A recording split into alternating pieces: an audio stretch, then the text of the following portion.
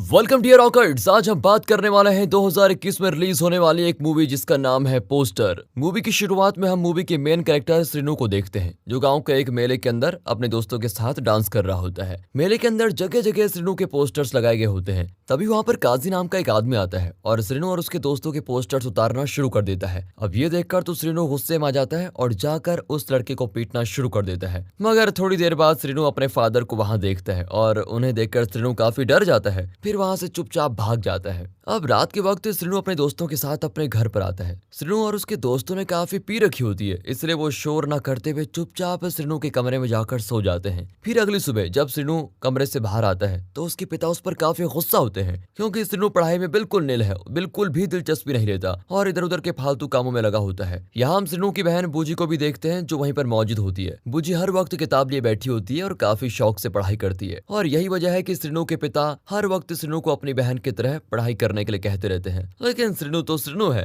उस पर इन चीजों का कोई फर्क पड़ता ही नहीं। इधर श्रीनू के पापा श्रीनू को डांट ही रहे होते हैं, तभी श्रीनू की माँ भी वहां पर आ जाती है और अपने बेटे के एक पोस्टर को देखकर कहती है कि मेरा बेटा तो बिल्कुल हीरो लग रहा है। इसके बाद श्रीनू अपने दोस्तों के साथ चाय पीने के लिए चला जाता है, मगर चाय वाला श्रीनू को कहता है पहले तुम अपना पुराना उधार तो चुकाओ, तभी तुम्हें चाय और सिगरेट मिलेगी। अब चाय वाला श्रीनू को ये कह ही रहा होता है, तभी वहां पर श्रीनू के गाँव का एक आदमी आता है जिसके हाथ में एक लेटर होता है। वो श्रीनू के पास आकर उसे वो लेटर पढ़ने के लिए कहता है, मगर श्रीनू तो पढ़ाई लिखाई करता ही नहीं, उसे लेटर पढ़ना आता नहीं। इसलिए श्रीनू वहां पर एक छोटे बच्चे को वो लेटर पढ़ने को देता है, फिर वो बच्चा लेटर पढ़कर सुनाता है। अब अगले सीन में श्रीनू की माँ श्रीनू को एक लंच बॉक्स देती है और बोलती है कि ये लंच बॉक्स अपने पिता को दे दो। श्रीनू के पिता सिनेमा में काम करते हैं और वो पिछले 20 साल से सिनेमा में काम कर रहे हैं, यानी कि वो वहां पर प्रोजेक्टर ऑपरेटर है। सिनेमा में भी उसका बाप उसे पढ़ाई पर तवज्जो देने के लिए कहता रहता है क्योंकि वो नहीं चाहता कि उसका बेटा उसी की तरह एक मामूली नौकरी करे। मगर श्रीनू अपने पिता की बातों पर कोई ध्यान देता ही नहीं और वहां से चला जाता है। अगले सीन में हम देखते हैं कि सिनेमा में काफी भीड़ होती है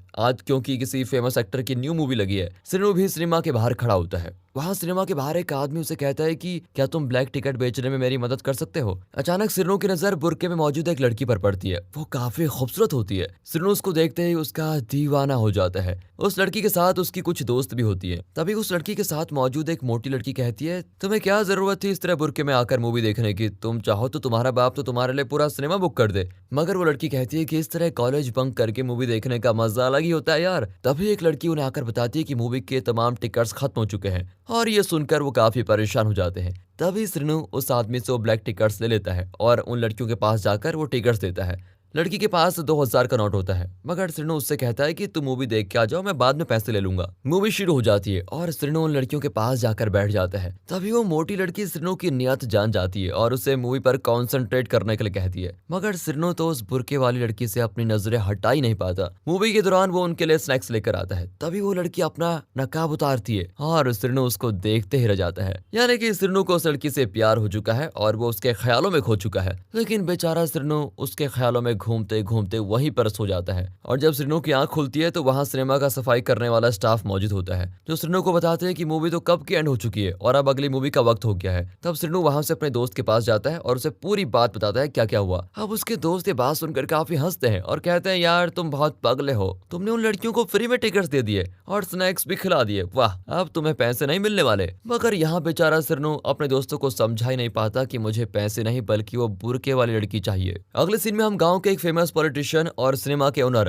पैडी रेडी को देखते हैं। वो सिनेमा हॉल के अंदर अपने आदमियों के साथ बैठा हुआ है। वहाँ उनके साथ एक बूढ़ा आदमी खड़ा होता है। रेडी उसे कुछ पैसे देकर कहता है, तुम ये पैसे रख लो और अपनी जमीन मेरे नाम कर दो। पर वो बूढ़ा आदमी कहता है, सर मैंने ये जमीन अपनी पोती के लिए रखी हुई है, उसके माँ बाप मर चुके हैं और अब मैं जमीन उसकी शादी के वक्त बेचूंगा। तभी वहाँ पर रेडी के आदमी उस आदमी की पोती को लेकर आते हैं और उसे धमकी देते हैं कि अगर तुमने जमीन नहीं बेची तो तुम्हारी पोती के साथ बहुत बुरा होगा। बेचारा बूढ़ा आदमी फौरन से जमीन के कागजात पर दस्तखत करके उन्हें दे देता है और फिर अपनी पोती को लेकर चला जाता है। श्रीनू का बाप प्रोजेक्टर रूम में मौजूद होता है और ये सारी बातें देख रहा होता है, मगर वो कुछ भी नहीं कर पाता क्योंकि वो खुद एक गरीब इंसान है। अब अगले दिन श्रीनू का दोस्त अपनी शादी के लिए एक लड़की को देखने जा रहा होता है। वो श्रीनू और बाकी दोस्तों को साथ लेकर जाता है। वहाँ पर सब खूब मिठाइयाँ खाते हैं, मगर जैसे श्रीनू का दोस्त उस लड़की से अकेले में मिलता है तो वो कहती है, तुम्हें हर रोज मुझे वाइन की 2 बोतलें लाकर देनी होगी और हर हफ्ते एक फिल्म दिखानी होगी, इसके अलावा भी मेरी काफी सारी फरमाइशें हैं। अब ये बातें सुनकर श्रीनू का बेचारा दोस्त तो पहले ही हार मान जाता है और वहाँ से वो चले जाते हैं। श्रीनू और उसके दोस्त रोड पर खड़े होकर ये सभी बातें डिस्कस कर रहे होते हैं कि अचानक श्रीनू को वही लड़की नजर आती है। वो अपने स्कूटर स्कूटर पर होती है। तभी सिरनू उसे फॉलो करना शुरू कर देता है, मगर वो गर्ल्स कॉलेज के अंदर जाती है और कॉलेज का गार्ड सिरनू को अंदर आने नहीं देता। खैर कुछ कोशिश करने के बाद सिरनू कॉलेज की दीवार को लांघकर पार चला जाता है और उस लड़की के पास जाता है, लेकिन वो सिरनू को पहचानने से इनकार कर देती है। मगर तभी वहाँ उस लड़की की दोस्तें आ जाती है और उसके साथ वो मोटी लड़की भी मौजूद होती है। यहाँ सिरनू को उस लड़की का नाम पता चलता है, उसका नाम है मेघना। सिरनू को तो मेघना से बात करने का बहाना चाहिए, इसलिए वो उससे पैसे मांगने लगता है। मेघना उसे 2000 का नोट देती है। सिरनू कहता है कि मैं बाकी पैसे वापस करना चाहता हूँ, इसलिए मेघना को वो अपना फोन नंबर देने के लिए कहता है। पर मेघना कहती है मुझे पैसे नहीं चाहिए, तुम अपने पास रख लो। मगर सिरनू कहता है कि मैं पैसे तुम्हें जरूर लौटाऊंगा। तभी मेघना उसे जानबूझकर अपनी उस मोटी दोस्त का फोन नंबर देकर चली जाती है। अब सिरनू के दोस्त उससे वो 2000 का नोट मांगते हैं क्योंकि वो दारू पीना चाहते हैं, मगर वो कहता है यार ये नोट मेरी जिंदगी का बहुत खास नोट है, इसे मैं किसी को नहीं दूंगा क्योंकि ये मेघना की निशानी है। अब शाम के वक्त सिरनू अपने घर में बैठा ऑमलेट खा रहा होता है। तभी उसकी बहन उसे आकर बताती है कि मैंने तुम्हारी जेब से 2000 का नोट निकाला और दुकान से काफी सारी चीजें लेकर आ गई। ये सुनते ही सिरनू दुकान की तरफ भागता है और वहां से तुरंत वो नोट ले लेता है, फिर उस नोट के ऊपर एक प्लास्टिक लेमिनेशन कर देता है। अब रात के वक्त सिरनू और उसके दोस्त मिलकर पी रहे होते हैं। तभी सिरनू मेघना के दिए हुए नंबर पर कॉल करता है, मगर उसकी दोस्त फोन उठाती है और उसकी काफी बेइज्जती भी करती है। अगली सुबह सिरनू अपने दोस्तों के साथ कॉलेज की तरफ जाता है, मगर कॉलेज बंद होता है क्योंकि आज संडे है। फिर सिरनू दोबारा मेघना की दोस्त को कॉल करता है और उससे मेघना का एड्रेस पूछने की कोशिश करता है, मगर वो फिर से सिरनू को काफी बातें सुना देती है। अब सिरनू अपने बाप को लंच बॉक्स देने के लिए जाता है। वो जैसे ही सिनेमा से निकलता है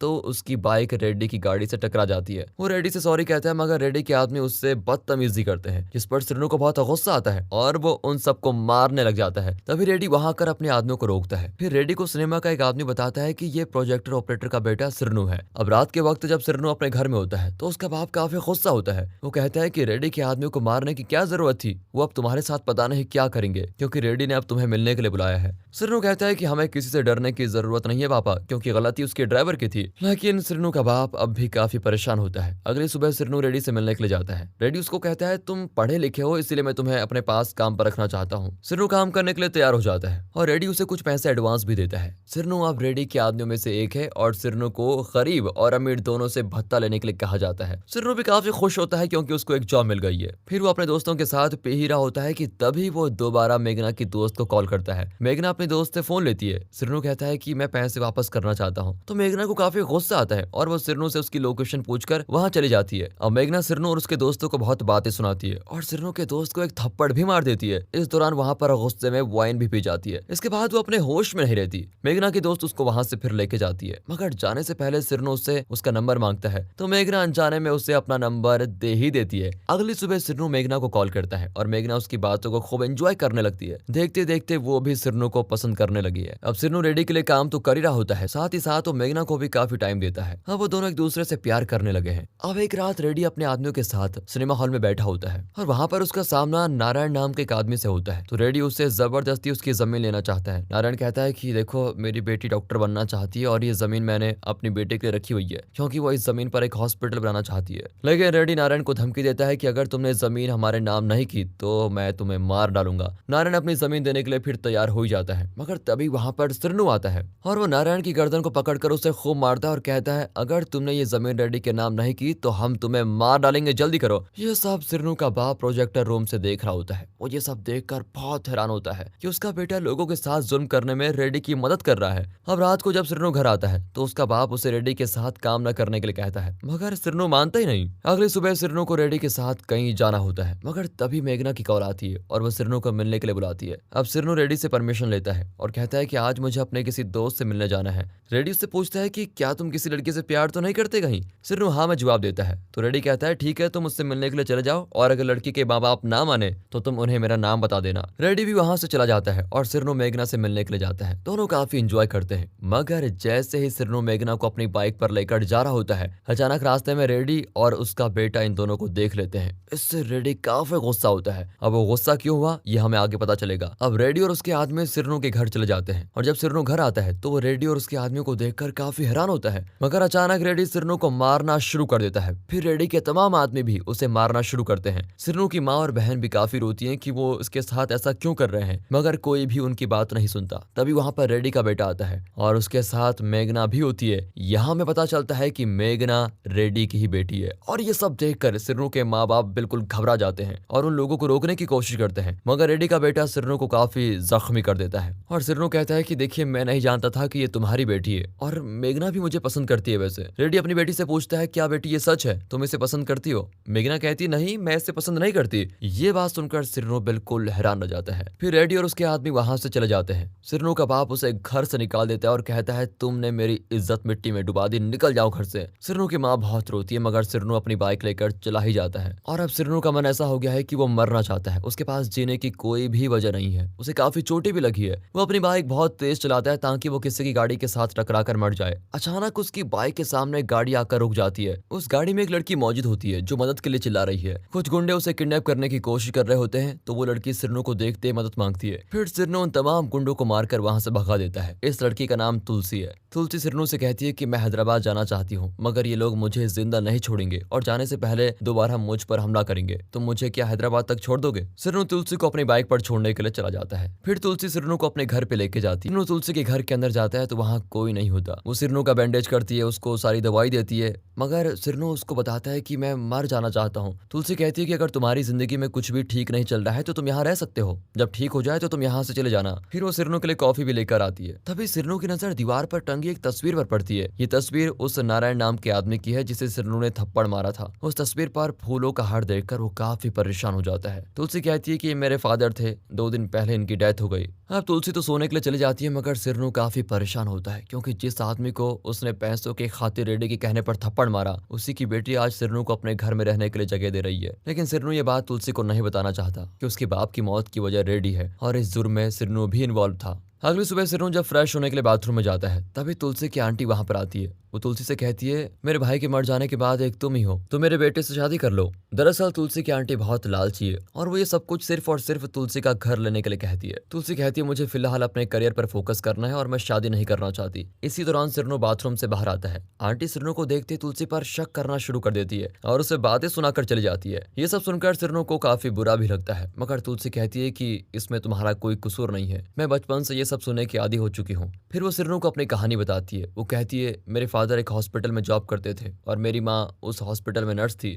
जब मेरे बाप ने मेरी माँ से लव मैरिज की तो पूरे खानदान ने मेरे बाप का साथ छोड़ दिया। मेरे जन्म के वक्त मेरी माँ मर गई और तब से मेरे बाप ने ही मुझे अकेला पाला था। फिर एक दिन मेरे पापा अपने गाँव में जमीन लेने के लिए गए जिस पर मैं हॉस्पिटल बनाना चाहती थी, मगर उसी शाम जब वो घर आए तो वो काफी परेशान थे। फिर अगले सुबह मेरे पापा अपने बिस्तर पर मरे पड़े थे। मैंने उनके गले पर उंगलियों के निशान देखे जैसे कि किसी ने उनको मार दिया हो। मैं ये सब कुछ जानने के लिए अपने गाँव गई, मगर कुछ नहीं जान पाई। फिर गाँव से वापस आते वक्त उन गुंडों ने मुझे किडनैप करने की कोशिश की जिनसे तुमने मुझे बचाया था। फिर तुलसी सिरनू को अपने साथ हॉस्पिटल लेके जाती है और फिर उसको अपना स्कूटर देकर कहती है, तुम शाम के वक्त मुझे लेने आ जाना। वो सिरनू को अपने पापा का फोन भी दे देती है। अब थोड़ी देर के बाद सिरनू तुलसी का स्कूटर हॉस्पिटल के बाहर छोड़कर उसकी कीज गार्ड को देता है। वो खुद ही अकेला वक्त गुजारना चाहता है। इसी दौरान वो मेघना और अपनी फैमिली के बारे में सोच रहा होता है। शाम के वक्त तुलसी अपने घर पर उसका इंतजार कर रही होती है। तभी वहां पर तुलसी का एक दोस्त गौतम आता है। गौतम एक प्रोड्यूसर है और वो एक मूवी बनाना चाहता है। तभी वहां पर सिरनू आता है। गौतम जब सिरनू के लुक को देखता है तो उसे कहता है, मुझे अपनी मूवी के लिए एक हीरो की जरूरत है और मुझे लगता है तुम उस रोल के लिए बिल्कुल परफेक्ट हो। लेकिन सिरनू इनकार कर देता है, मगर गौतम तुलसी से कहता है, तुम्हें इसे हर हाल में मनाना होगा क्योंकि मुझे लगता है ये मेरी मूवी के लिए परफेक्ट है। तुलसी सिरनू को कहती है, तुमने अपनी जिंदगी में बहुत कुछ खोया है, मगर अब तुम्हें जिंदगी एक नई अपॉर्चुनिटी दे रही है। तुम्हें इस मौके का फायदा उठाना चाहिए और खुद को साबित करना चाहिए। सिरनू मान जाता है और वो डेमो वीडियो रिकॉर्ड करता है। मूवी के डायरेक्टर को ऑडिशन काफी पसंद आता है और वो सिरनू को अपनी मूवी में हीरो के लिए सिलेक्ट कर ही देते हैं। अब ये सब जब तुलसी को पता चलता है तो वो बहुत खुश होती है। कुछ ही दिनों में सिरनू की मूवी की शूटिंग शुरू हो जाती है। तुलसी इसमें सिरनू की बहुत ज्यादा मदद करती है। अब सिरनू मूवी में काफी मेहनत करना शुरू कर देता है। इसी के साथ साथ वो अपनी फिजिकल हेल्थ पर भी काफी ध्यान देता है। तुलसी के साथ भी वो काफी अच्छे से अटैच हो जाता है। यहाँ पर हम समझ जाते हैं कि अब तुलसी सिरनू को पसंद करने लगी है। फिर एक दिन सिरनू तुलसी को फोन करके बताता है कि मेरी मूवी 2 दिन में रिलीज होने वाली है। तुलसी अब एक मेडिकल कैंप में बिजी होती है। सिरनू उसे वहीं मिलने के लिए आ जाता है। अब सिरनू के पास एक अच्छी गाड़ी है। जब मेडिकल कैंप में वो दोनों आपस में बात कर ही रहे होते हैं तो वहाँ पर एक सीनियर डॉक्टर आता है और तुलसी से कहता है तुम बहुत हार्ड वर्किंग हो, इसलिए मैं तुम्हें यूएस भेजना चाहता हूँ। मगर तुलसी कहती है मैं अपने बाप के नाम पर अपने गाँव में एक हॉस्पिटल बनाकर उनका ख्वाब पूरा करना चाहती हूँ। और अब सिरनू की मूवी रिलीज हो जाती है और मूवी के पोस्टर गाँव तक पहुँच जाते हैं। सिरनू के दोस्त न्यूज़पेपर लेकर सिरनू के माँ के पास जाते हैं। वो भी सिरनू को मूवी के हीरो के तौर पर देखकर काफी खुश होती है और खुशी से रोने भी लगती है। सिरनू का बाप भी सिनेमा के अंदर अपने बेटे की तस्वीर को देखकर काफी खुश होता है। पूरे गांव में बात फैल जाती है और गांव का हर बच्चा जान जाता है कि सिरनू अब हीरो बन चुका है। रेडी को भी इस बात का पता चलता है कि सिरनू अब एक एक्टर बन चुका है और अब गाँव में रेडी सिनेमा के अंदर भी वही मूवी रिलीज होनी है। सिरनू गाँव में अपनी मूवी देखने के लिए जाता है। गाँव के तमाम लोग उसका भरपूर वेलकम करते हैं।